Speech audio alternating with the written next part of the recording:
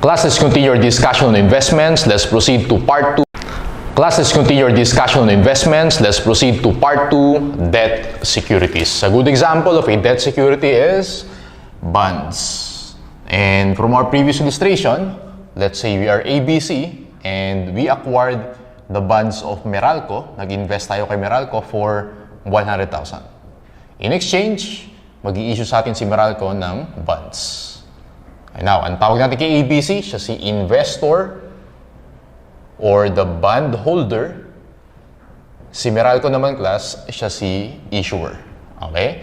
Now, in bonds, there's a debtor-creditor relationship. Yung debtor dito, si Meralco, siya yung may utang. Creditor naman si ABC. So, since may utang si Meralco, meron siyang obligation to pay for interest. And usually, class, yung interest na yan, payable yan annually, every year, or semi-annually every 6 months. Okay? Now, let's take a look at the journal entry in the books of ABC. Nung nag-invest siya kay Meralco, debit investment in bonds, credit cash, 100,000. Okay? So, yung Meralco books naman, debit cash, credit, bonds payable, 100,000.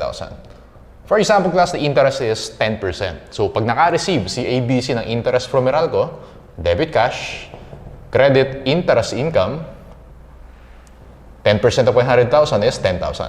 In the books of Meralco naman, debit interest expense, credit cash, 10,000. So again, yung bonds payable na yan and interest expense, next time natin naaralin yan. Okay? Now, the terms of the bonds. So yung maturity date, yung principal, yung interest rate, lahat yan, lahat ng terms, naka-outline yan sa bond indenture. Okay? The terms of the bonds are outlined in the bond indenture. Now, let's quickly summarize, class, kung ano yung mga kailangan mong tandaan for debt securities. Actually, nandito lang din naman yan, pero i-simplify natin sa table natin na to. Okay, so first is, the amortized cost, pwede ba siya maging debt security? Yes. FVOCI, pwede yan. FVPL, pwede rin siya maging debt security. Actually, ito lang siya. Inulit ko lang. Alright? Next is, do we mark to market yung amortized cost? Answer is no. FVOCI, yes. FVPL, yes. Do we amortize the amortized cost? Obviously, yes. FVOCI, yes. FVPL, class, actually, hindi natin ina-amortize. Bakit, sir? Again, yung FVPL, short term yan. Okay? So, walang sense na i-amortize mo pa yan. Kasi in a matter of days or weeks, ibebenta mo rin yan. Okay? And in amortization, again, we will use the effective interest method. So, like what I said before, pag nabasa mo yung, or narinig mo yung effective interest method, dapat may isip mo amortization table yan. Alright? Now, na-discuss na natin to sa notes receivable and loans receivable. So, we encountered two types of rates. The effective rate and the nominal rate. Ibang tawag sa effective rate is the discount rate or the market rate. Ibang tawag naman sa nominal rate is the stated rate or the coupon rate. Okay? Now, yung effective rate, yun yung pinang-di-discount natin. Kaya ang tawag sa kanya, discount rate. Yung nominal rate naman, yun yung kung magkano yung marireceive natin na interest from Meralco. Kaya siya stated, naka-state siya dun sa bond indenture. Alright? Now, just a review. If the effective rate is equal to the nominal rate, the present value is equal to the face amount. If the effective rate is greater than the nominal rate, the present value is at a discount. So, class, pag sinabi natin discount, ibig sabihin below face value. If the effective rate is less than the nominal rate, the present value is at a premium. Pag sinabi mo premium, it means it's more than the face amount. Okay? Now, whether discount or premium, ang goal natin, class, at maturity date of the bonds, dapat yung present value is equal to the face value. Okay, let's go to our illustrative examples. Let's try to apply the concepts. Let's go to illustrative example number 4. Illustrative example number 4. Okay, let's take a look at the requirements. Requirement A, compute the market price of the bonds. When you say market price, it means it's the fair value of the bonds. B, prepare journal entries for the year. On January 1, 2025, ABC purchased 10-year bonds with a face amount of 5 million. The stated interest rate is 8% per year, payable semi-annually, June 30 and December 31. The bonds were acquired to yield 10%. So, lagyan mo natin yung mga important sa given. So, yung term dito, class, is 10 years. So, N is equal to 10. Pero take note na semi-annual yung bayaran ng interest. So, kailangan mo pa i-convert yan. Okay? So, 10 times 2, that is 20. 20 yung gagamitin natin na term. Alright? The nominal rate or the stated rate, nakalagay dyan, class, 8% per year yan. Tama, semi-annual. Divide mo by 2. Divide by 2, 4%. And then the effective rate, sabi dyan sa last part is 10%, semi-annual. Divide mo by 2. You get 5%. So don't forget na i-convert. Pag semi-annual, yung period natin times 2. Yung mga rates natin, i-divide natin by 2. Okay? Now, compute the market price of the bonds. The fair value of the bonds or the market price is just the present value of the principal and present value of interest. So, ganito gagawin ko dyan, class. Present value of principal, yung principal dito is 5 million. Tama? So, 5 million. Ngayon, tingnan natin, class, kung anong PV factor yung gagamitin natin. Given na siya sa problem, may 4 na PV factors, tingnan natin yung relevant. Yung 5 million na principal na yan, class, isang bayaran lang yan. Tama? At maturity. So, ibig sabihin, gagamitin mo dyan is present value of 1. Pero ang tanong dyan, ano gagamitin mo? PV of 1 for 10 periods or 20 periods? So, again, 20 periods yung gagamitin mo dyan. Okay? So, 0.377 times 0.377, let's compute, 5 million times 0.377, you get 1,885,000. Okay? Now, let's compute the present value of interest. Compute natin yung interest, class. 5 million times interest is 4%. Okay? So, how much yung 5 million times 4%? That is 200,000. So, 200,000, anong PV factor yung multiply mo dyan, class? Well, yung interest is payable semi-annually, equal payments, sa tawag natin doon, annuity. Okay? So, ano gagamitin mo? Yung third or yung fourth? PV of annuity for 10 periods or 20 periods? Obviously, 20 periods. So, 12.462. 200,000 times 12.462. The present value is 2,492,400. Add natin yung, class. So, 2,492,400 plus 1,885,000. You get here 4,377,400. Actually, ito na yung sagot natin sa requirement A. Yan yung market price of the bonds. Okay? Yung fair value. Yan yung babayaran mo pag investor ka. Alright?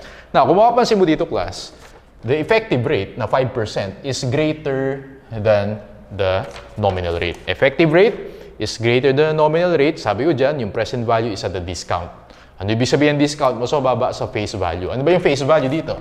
5 million. Kaya nakuha natin, class, 4,377, which is at a discount, mas mababa siya sa 5 billion. Gets? Okay. Now, prepare journal entries. Gawa tayo ng amortization table kahit for the current year lang. So, gagawin ko dyan, meron tayong date, interest received, okay, interest income, amortization, and carrying amount. So, master nyo na kung ano yung itsura ng amortization table. Konting review lang tayo. January 1, 2025, and then yung next na payment is June 30, 2025, and then December 31, 2025. Sa interest received, again, nominal rate yan, 4% gagamitin mo. Sa effective rate, sa interest income is the effective rate na 5%. Now, yung carrying amount natin on January 1, 2025 is the present value, 4,377,400. Okay? Na-compute na natin, class, yung interest received every period. So, lagyan natin dito 200,000 and then 200,000. Sige, so kompletuhin natin, class, yung amortization table. Gagawin ko dyan, 4,377,400. I'll multiply this by 5%. Interest income is 218,870 minus 200,000. Okay, 18,870. And then i-add ko yan sa 4,377,400, 4,396,270. And then multiply ko by 5%. You get 219,814. Okay, minus 200,000. That is 19,814. And then plus natin sa 4,396, you get 4,416,084. Okay, so ito yung amortization table. Pag may amortization table ka na, madaling-madali na journal entries. So dito natin, class, gawin yung journal entries. On January 1, 2025, journal entry natin. So this is, sabi dyan, the business model of the entity is managing the financial asset to collect contractual cash flows that are solely payment of principal and interest. So ano yun? Hold to collect yan. So amortized cost, yung classification niya. Okay? So lagyan na natin financial asset at amortized cost. Pwede mong gamitin is investment in bonds, tapos lagay mo na lang amortized cost, or pwedeng diretso amortized cost. Diretso na lang tayo.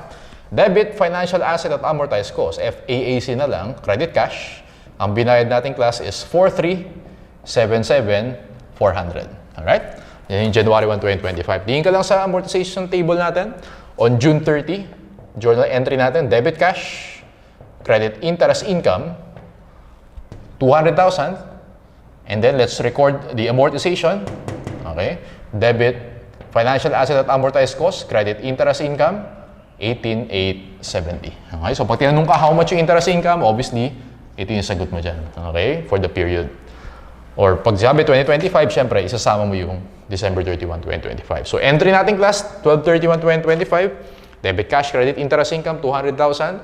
Debit financial asset at amortized cost, credit interest income to 199,814. Now, tignan mo to class. From 4,377, naging 4,396, naging 4,416. Tama ba increasing yan? Okay, kasi ang goal natin, yung present value, eventually, sa maturity date, equal na sa face amount. Okay? Pag tinuloy mo yung amortization table, eventually class, yung carrying amount mo will be equal to the face amount of 5 million. Gets? Okay, now, once na bayaran ka ni Meralco, ang magiging entry mo sa dulo, debit cash, credit financial asset at amortized cost, 5 million. At maturity date, ganito yung journal entry mo. Gets? Okay. So, ganyan class. Yung illustrative example number 4 natin, this is an example of at a discount. Okay, at a discount yan. Let's go to illustrative example number 5. Let's read the given. The requirements: compute the market price of the bonds, prepare journal entries, and compute the carrying amount of the bonds. Sige. On January 1, 2025, ABC purchased 5-year bonds with face amount of 8 million, stated interest rate of 10%, and payable semi-annually. The bonds were acquired to yield 8%, classified as financial asset at amortized cost. So, explicit na sa problem. Now, for this problem, yung period natin is 5 years. Don't forget na i-convert siya. Doon marami nagkakamali. So, convert mo yan. 5 times 2. So, 10 yung gagamitin natin period. The nominal rate dito, class, is nakalagay 10%. I-divide natin yan by 2. So, nominal rate is 5%. And then, our effective rate, sabi dyan, it's 8%. I-divide natin by 2. So, magiging 4% siya. Okay? Now, let's compute for the present value of the bond. So, class, erase ko na to. So, make sure na-copy nyo siya. So, erase natin yan. Let's compute the present value or the market price. Present value of principal.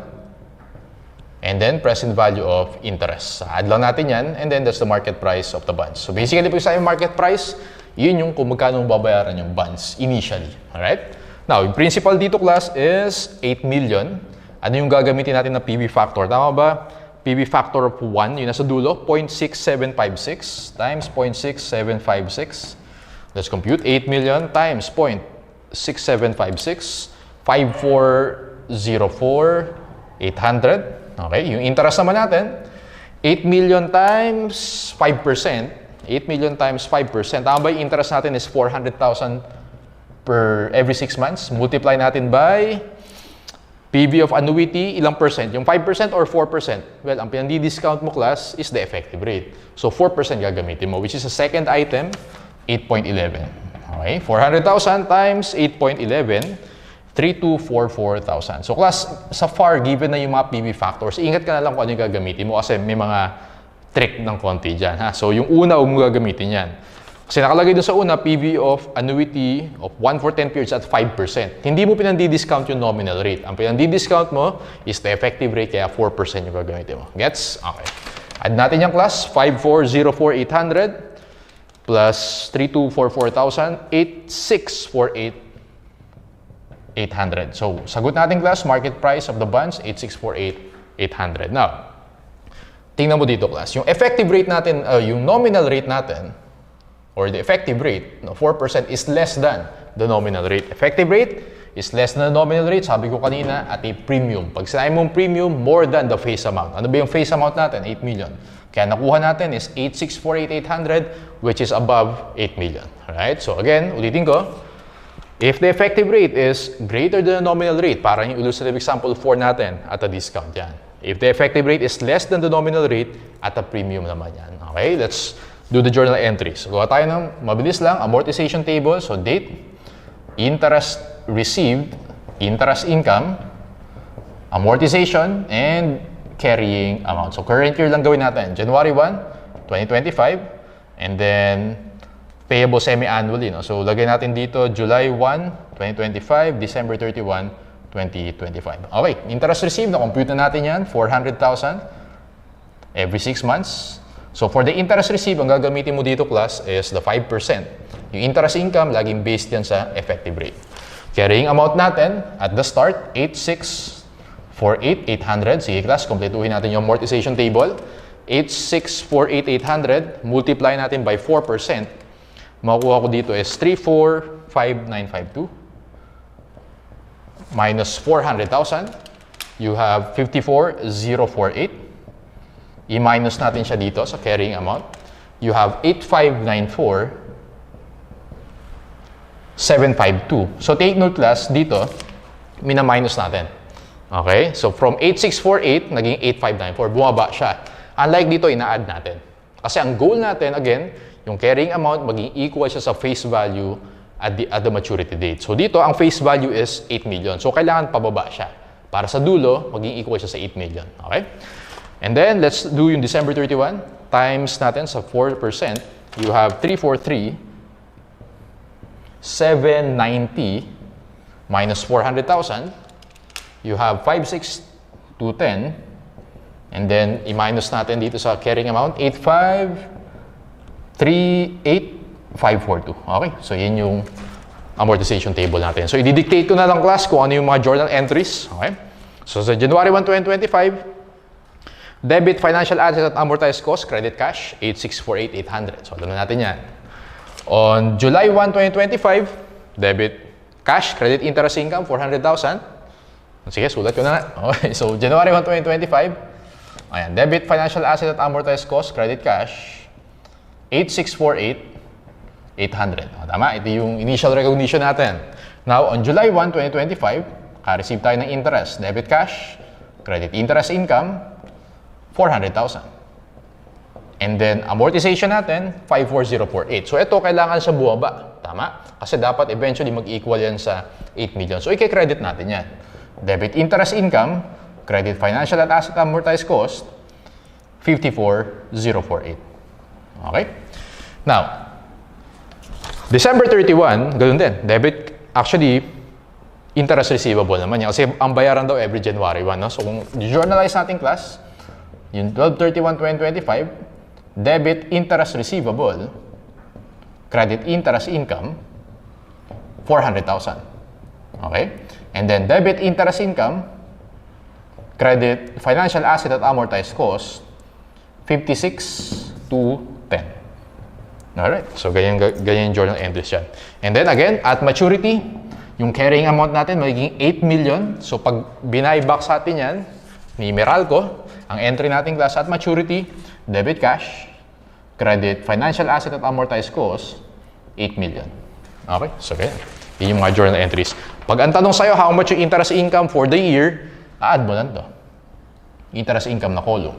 Pag tinanong sa'yo, how much yung carrying amount, December 31, 2025, sagot mo dyan, 85,38542. Okay? So, basically, pag amortization table, kaya niya sagutin lahat ng questions about debt securities. Sige. So, that's illustrative example number 2. Let's go to a more complicated one. No? Illustrative example, number 5 pala yung kanina natin. Number 5. Let's go to illustrative example number 6. Okay. Tingnan natin kung bakit siya medyo mas complicated than the 2 illustrative examples. Sige. So, release ko lang.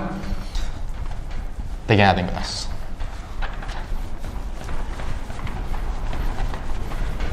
Okay, let's take a look at the requirements. Prepare amortization table and prepare journal entries.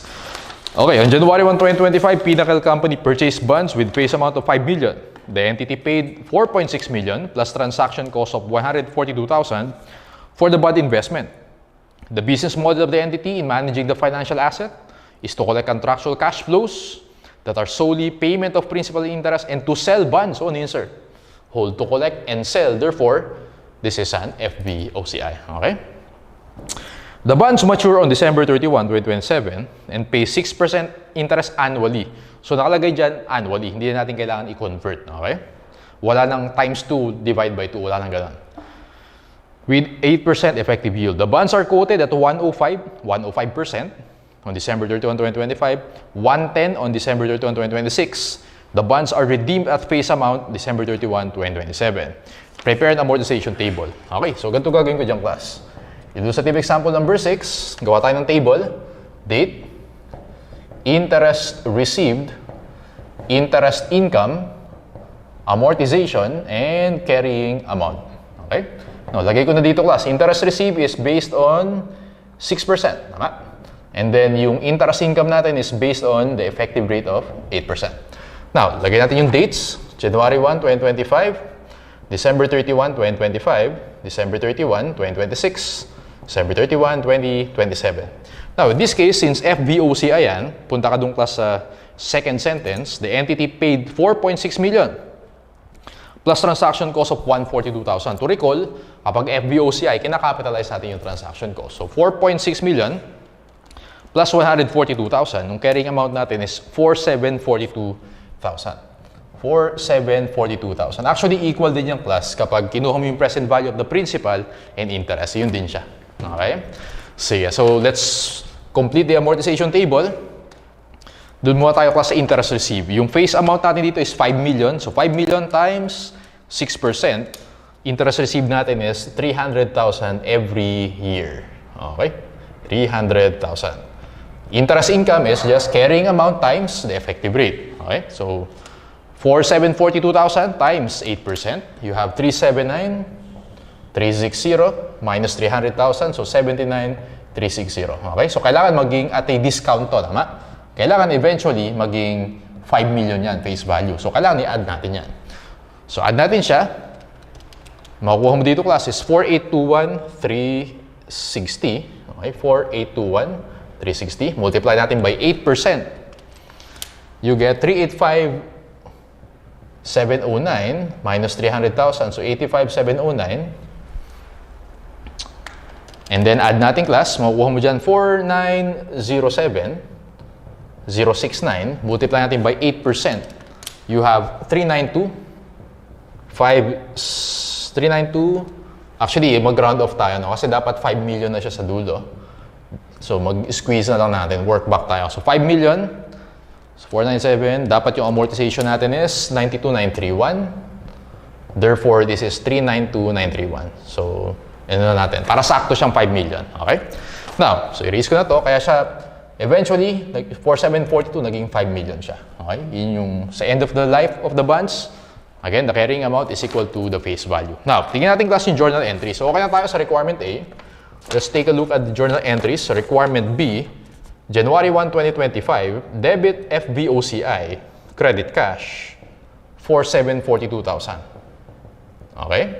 And then, 12/31, 2025, debit cash, credit interest income, 300,000, and then debit FVOCI, credit interest income, yung amortization natin is 79,360. Okay, okay na sana yan. Madali lang sana. Kaya lang ang problema class, pag FVOCI, nagma-mark to market tayo. Okay? Whether debt or equity security, nagma-mark to market tayo dyan. Now, mag-insert ka dun sa another column, dun sa amortization table natin, lagay mo dyan market value. Punta ka dun class sa last sentence, last paragraph. The bonds are quoted at 105 on December 31, 2025. 5 million times 1.05, lagay mo dyan, market value is 5,250,000. Yun yung trick dyan. Kasi kanina yung amortized cost, okay, yung first two illustrative examples, hindi mo kailangan mag-mark to market doon. Okay? Pero dito, FVOCI na debt security, kailangan mo mag-mark to market. So yun yung trick dyan. Okay? And then, sabi dyan class, and 110 on December 31, 2026. 5 million times 1.1, this is 5.5 million. And then, the bonds are redeemed at face amount. So, ayan, yun yung market value. Meron pa tayong isang entry. Yung difference ng dalawa, okay, so 5,250,000 minus 4,821,360. Tumaas yung value, unrealized gain yan. Okay? So, this is unrealized gain.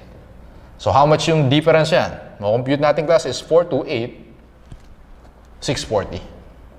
Alright? So, debit, FVOCI, credit, unrealized gain. So, mo ipapresent yung unrealized gain yan. Sa OCI, 428,640. Okay? So, yun yung trick dyan, class. No? Ngayon, pag tinanong sa'yo, how much yung carrying amount on December 31, ano sasagot mo? 4,821,360 or 5,250,000? You answer the market value or fair value. 5,250,000. Laging iyan sagot, ha? Okay. Pag tinanong sa'yo, how much yung interest income for the year? Siyempre, ito sagot mo. Alright, pag sinabi sa'yo yung carrying amount, ito yung sagot mo. Okay, 5,250,000 yung makikita natin sa balance sheet, hindi 4,821. Remember that, pag FVOCI, kaya siya fair value, every end of the year, fair value or market value, 5,250,000. Okay? Sige, so let's do the same thing for 2026. 12/31, 2026.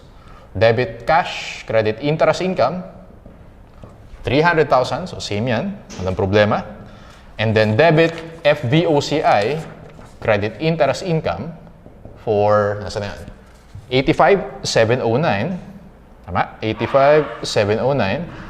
And then magmo-mark to market ulit tayo, class. I-compare na naman natin yun sa amortization table and yung market value niya. So 5.5 million minus 4,907,069, mako-compute mo dyan, class, is 592,931. Pero ingat ka. So ganito yan. Ang mangyayari dyan, class, so maglagay tayo ng T account. This is FVOCI and then this is yung unrealized gain. Okay? So again, yung FVOCI na yan, asset yan in the balance sheet. Yung unrealized gain OCI, nandun yan sa shareholders equity. Sa equity section. Pareho sila nasa balance sheet. Okay?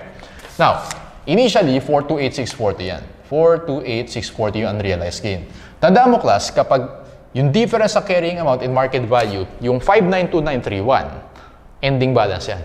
Okay? So, 592,931. So, hindi yan yung journal entry natin. Solve for X tayo.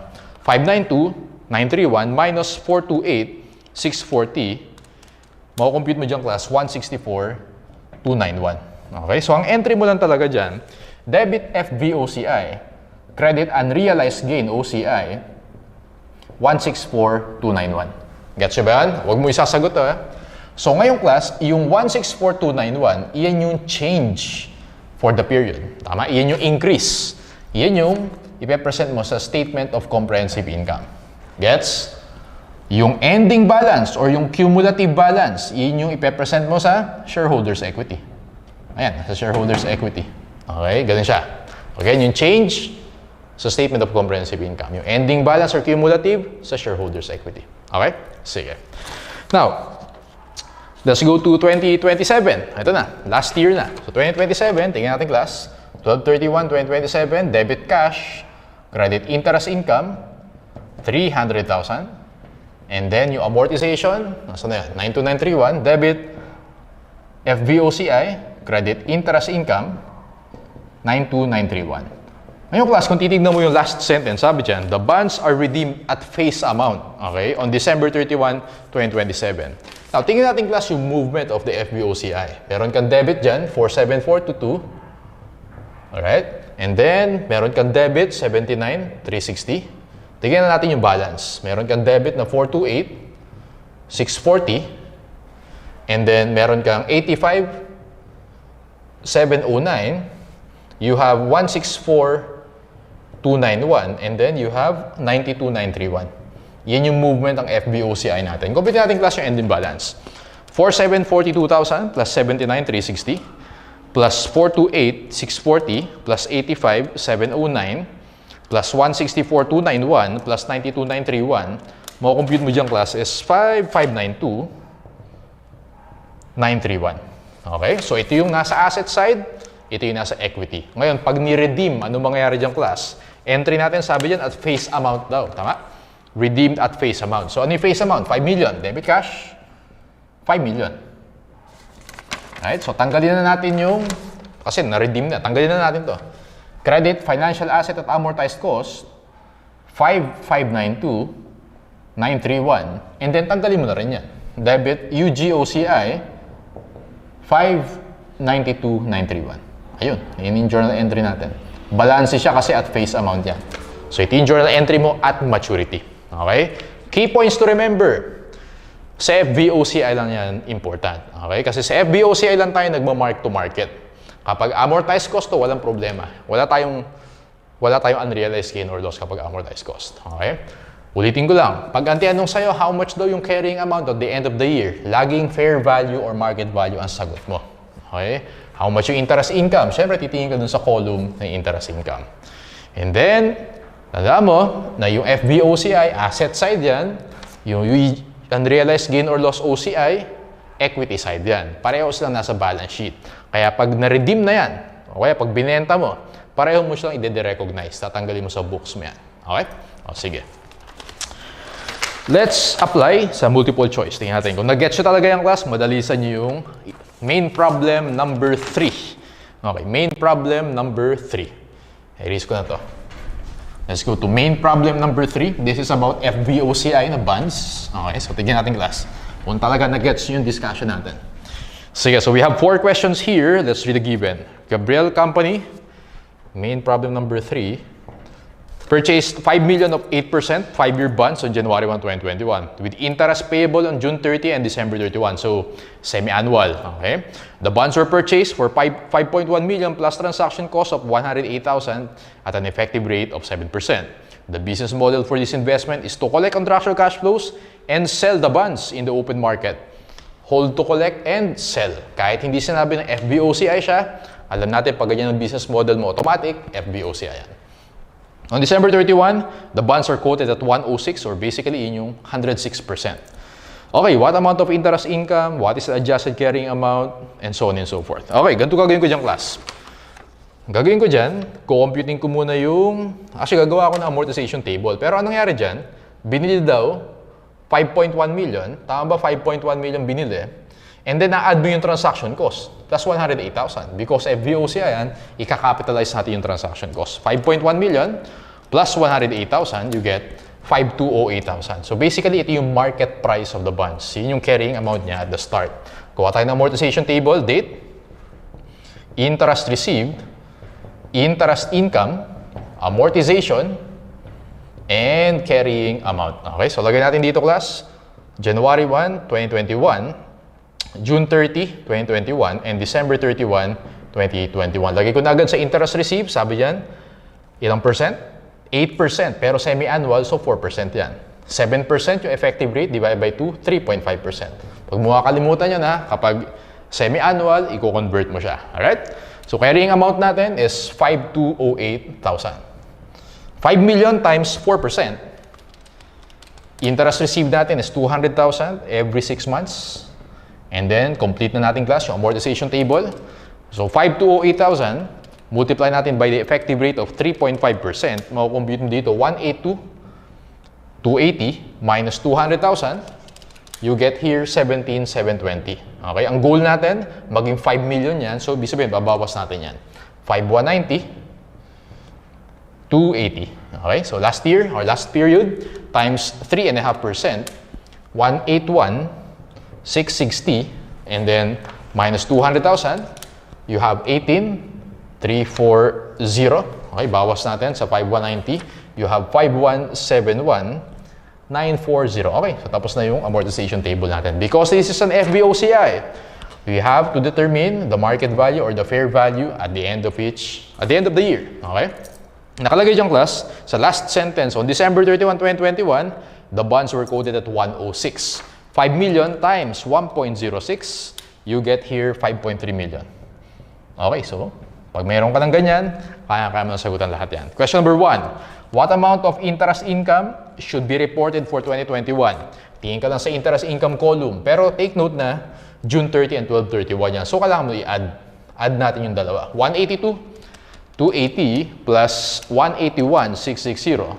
Interest income natin, class, is 363,940, which is letter D. Okay. So, yun lang. Interest income, dito ko lang sa column na yan. Question number 2. What is the adjusted carrying amount of the investment on December 31, 2021? Okay, ano sasagot mo dyan? 5,171 or 5.3 million? Kakasabi ko lang kanina, always at market value, 5.3. Kaya sagot mo dito, class, is letter A, 5.3 million. Tignan mo, may pan-trick dyan. Pag tumingin ka dun sa letter B, nakalagay 5,171,940. Hindi iyan yung sagot dyan. Because pag FVOCI, at fair value yan lagi at the end of the year. 5.3 million yung sagot. Letter A. Question number 3. What amount should be recognized in OCI in the statement of comprehensive income? Well, basically, ang gagawin mo lang, difference ng dalawa na yan. Okay? So, 5,171,940, tumaas. Naging 5.3 million. So, tumaas siya. 128,000 zig 0, alam natin class, pag tumaas, unrealized gain. Okay, letter C for number 3. And then question number 4 naman class, nakalagay dyan, if the entity elected the fair value option, what total amount of income should be recognized for 2021? So ano yung fair value option? Ito siya. Fair value option. Okay, ano sabi ko kanina? Kapag nag-qualify class yung financial asset at sa amortized cost or FVOCI, merong option yung company na mag-fair value option. Naalala yung sinabi ko yung to avoid accounting mismatch? Yun yun. So, ibig sabihin, pwede mo, kahit FVOCI siya or amortized cost, pwede mo pa rin i-recognize as FVPL. Okay? Pag FVPL na siya, ito na isusundin mo na rules. Gets? Okay. So, let's say class nag-fair value option siya, ano daw yung total amount of income? So, ganito gagawin ko dyan. First is, meron kang interest income. Tama? Interest income natin, well, again, pag FVPL, hindi ka mag-amortize. Naalala mo yan? Hindi ka mag-amortize. Therefore, walang ganitong column. Wala kang amortization table. Interest income mo is just your interest received. Gets? Okay, so 400,000. 200 plus 200. 400,000. And then, meron kang, syempre, mag-mark to market tayo. Ano yung initial amount ng investment natin? Kanina class, diba? Yung 5.1 million, yun yung acquisition cost, and then yun yung transaction cost. Pero take note, kapag FVPL, yung transaction cost, ini-expense mo yan. So kapag mag-TT account ka, initially, ang recognition natin dito is 5.1 million. 5.1 million. And then, end of the year, yung market value is 5.3 million.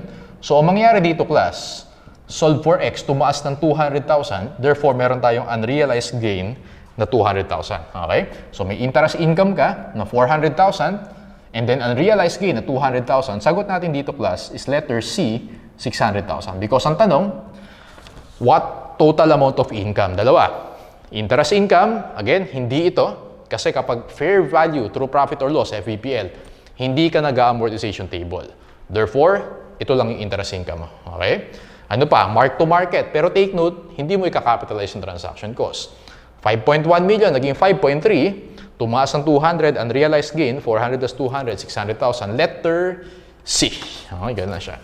Ngayon, class, pag ang tanong is, what is the net effect to income? Pag ganun, i-consider mo yung transaction cost. Kasi expense yan, di ba? So, ang magiging sagot mo dun, minus 108,000. Pag ang tanong is net effect to income, 600 minus 108, FYI na lang, so 492,000. Kasi ang nakalagay dito sa problem, sa question, is total amount of income. Total kasi yung tanong. So, ito yung sinagot natin. Pag nakalagay net effect to net income, ma-minus mo yung transaction cost. Because transaction cost for FVPL is expensed. Gets? Okay. Ayan, yun yung fair value option. Sige, so last, for debt security, let's go to main problem number 4. Mabilis lang to. Main problem number 4, dito ko siya isusolve. Okay, main problem number 4. Let's take a look at the questions. What is the carrying amount of the bond investment and what amount of gain from change in fair value? On January 1, 2021, an entity purchased 12% bonds with face amount of 5 million for 5.5 million including transaction cost of 100. May kasamang transaction cost. The bonds provided an effective yield of 10%. The bonds are dated January 1. Okay, pay interest annually. The bonds are quoted at 115 or 115%. The entity has irrevocably elected to use the fair value option. Uy, pwede siyang FVOCI pero nag-fair value option. So, FVPL na siya. Okay? What is the carrying amount of the bond investment? Actually, ganito lang yung class. So, main problem number 4, since FVPL na siya, easy na yan. So, initially, i-measure natin siya at, punta ka dun class sa first sentence, nakalagay dyan, an entity purchased 12% bonds with face amount of 5 million for 5.5 including transaction cost. Alam natin, kapag FVPL, exclude mo yung transaction cost na yan kasi expense yan. 5.5 million minus 100, 5.4 million. Tama? And then at the end of the year, tingin ka dun sa, okay, sa second to the last sentence, the bonds are quoted at 115. So 5 million times 1.15. You have 5,750,000. Okay. And then, tumaas yung value, tama? 5,750 minus 5.4 million, meron tayong unrealized gain na 350,000. 350,000 unrealized gain. So, sobrang dali kapag fair value option. Wala kang amortization table, Fair value ka lang. Okay, mark to market ka lang every end of the year. Question 1. What is the carrying amount of the bond investment on December 31? Sagot mo dyan, 5,750,000. That is letter A. Question number 2. What amount of gain from change in fair value? Letter C. Unrealized gain of 350,000. Basic. Okay lang. Pag fair value option, madali lang yan. Okay? Sige, so let's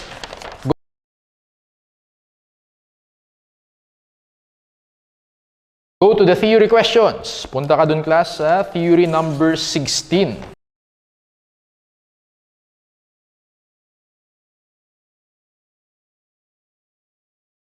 Okay, 16. Theory number 16. So, like,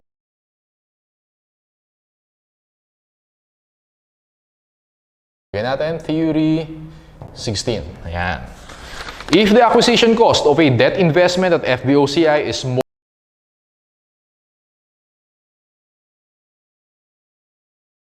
more than the face value, the difference is more than face value, ang tawag doon? Premium. Okay, the difference is, punta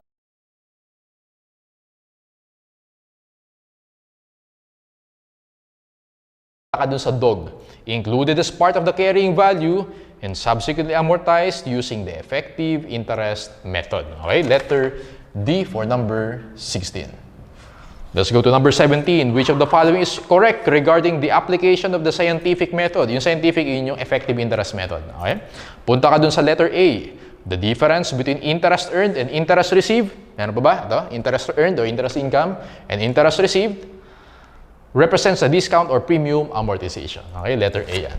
Tingnan natin, class, kung bakit mali yung ibang choices. Letter B, when bonds are acquired at a premium, okay, the effective rate is higher. Mali, dapat lower. Alright? When bonds are acquired at a discount, the effective rate is higher. So, mali din yan. Nakalagay lower.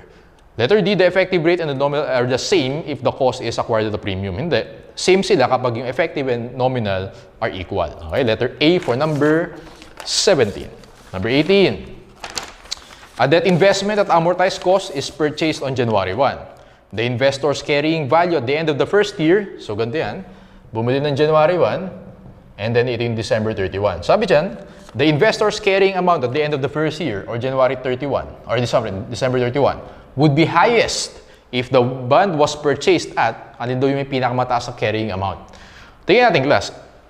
I-X mo na yung A and B kasi nakalagay straight line method. Hindi na allowed sa standards yan. Effective interest method lang. Ang choices na natin, class, is C and D. Letter C, discount and amortized by the effective interest method. Yung letter D naman, class, premium and amortized by the effective interest method. Alam natin na yung discount, tumataas yan. Tama? Until maging equal siya sa face amount. Yung premium naman, bumababa yan until mag-equal siya sa face amount. Kaya lang, ang nakalagay dito, first year, at the end of the first year. Tama ba, class, kapag discount, below face amount yan? Okay? So, ibig sabihin, pag-discount, after first year, below face amount pa rin yan. Bakit? Kailan siya magiging equal sa face amount? At maturity. For example, 5 years. Year 5 pa siya magiging equal sa face amount. Ngayon, kapag premium yan, at the end of the first year, mas mataas pa rin yan sa face amount. Okay? Kailan siya magiging equal sa face amount? End of year 5. Therefore, ang pinakamataas dito is letter D or DOG. Premium and amortized by the effective interest methods. For number 18, DOG. Bakit ulit, sir? Kasi pag discount, after first year, discount pa rin yun. Pag premium, after first year, premium pa rin yun. Mas mataas pa rin siya sa face amount. Therefore, ang highest is letter D or DOG.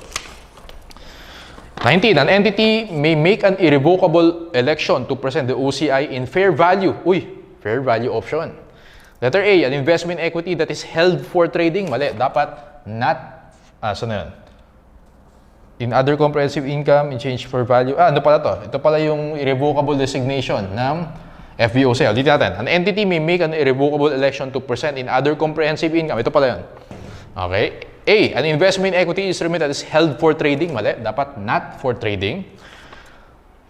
Letter B, an investment equity not held for trading. Yun yung sagot mo. Letter B or boy. Okay? Number 20, under the fair value option. Ito. An entity may, punta ka dun sa letter A, irrevocably designate a debt investment as measured at FBPL even if the amortized cost or FVOCI is satisfied. So again, Kapag yung financial asset natin, amortized cost or FVOCI, meron tayong option to use the fair value option. Okay, gagawin natin siyang FVPL. Parang yung ginawa natin kanina dito. Alright, yun yung ibig sabihin ng letter A. Letter A for number 20. So 19 is boy, 20 is A, and then 21 under IFRS, the fair value option. Punta ka dun sa letter C, reports all gains and losses in income. Kasi fair value FVPL na siya. Lahat ng mark-to-market changes, punta yan ng P&L. Okay? Lahat ng realized gains or losses, punta ng P&L yan. So letter C for number 21. Okay, so that's for debt securities.